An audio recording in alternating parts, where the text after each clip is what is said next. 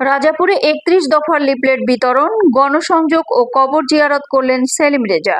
ঝালকাঠি প্রতিনিধি মোহাম্মদ রিয়াজ মিয়া তথ্যচিত্রে বিস্তারিত। ঝালকাঠির রাজাপুরে বিএনপির ভারপ্রাপ্ত চেয়ারম্যান তারেক রহমানের ৩১ দফার লিফলেট বিতরণ ও ধানের শীষের পক্ষে গণসংযোগ ও বীর মুক্তিযোদ্ধা আলহাজ মোখলেসুর রহমান হারেস গাজীর কবর ও ইন্দ্রপাশায় মোবারক আলী হাওলাদারের কবর জিয়ারত করেছেন ঝালকাঠি ১ রাজাপুর কাঠালিয়া আসনের বিএনপির মনোনয়ন প্রত্যাশী নিউ ইয়র্ক মহানগর দক্ষিণ বিএনপির সভাপতি ও ঝালকাঠি ১ আসনের মনোনয়ন প্রত্যাশী হাবিবুর রহমান সেলিম রেজা। শনিবার ৪ অক্টোবর সকালে উপজেলার মঠবাড়ি ইউনিয়নের নাপিতের হাট, পাড়ের হাট, ডহর শঙ্কর, সাউথপুর এলাকা সহ রাজাপুর সদরের বাইপাস মোড় এলাকায় গণসংযোগ করে দোকানদার সহ বিভিন্ন শ্রেণী পেশার মানুষের হাতে লিফলেট তুলে দিয়ে ধানের শীষে ভোট চান তিনি। লিফলেট বিতরণের সময় সংক্ষিপ্ত বক্তব্যে হাবিবুর রহমান সেলিম রেজা বলেন, আমরা বিগত ১৭ বছর ফ্যাসিবাদ বিরোধী আন্দোলন সংগ্রাম করেছি।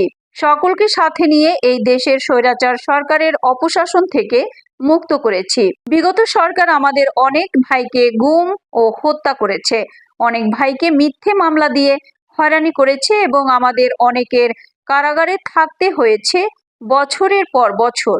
আজকে সময় এসেছে এই দেশ গড়ার।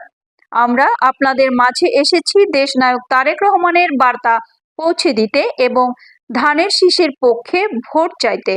ঐক্যের কোনো বিকল্প নেই। সকল দ্বিধা ভুলে আমাদের সকলকে ঐক্যবদ্ধ হয়ে হাতে হাত মিলিয়ে কাজ করতে হবে। এ সময় হাবিবুর রহমান সেলিম রেজা দেশনেত্রী বেগম খালেদা জিয়া ও তারেক রহমানের জন্য দোয়া চান এবং তাদের পক্ষ থেকে সকলকে সালাম জানান।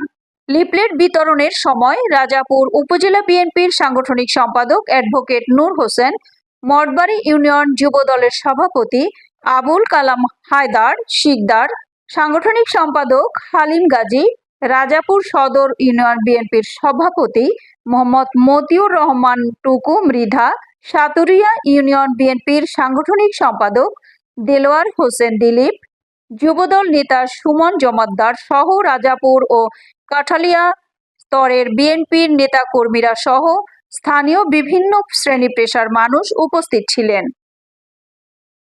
রীতা শ্রাবন্তী, আই1 টিভি।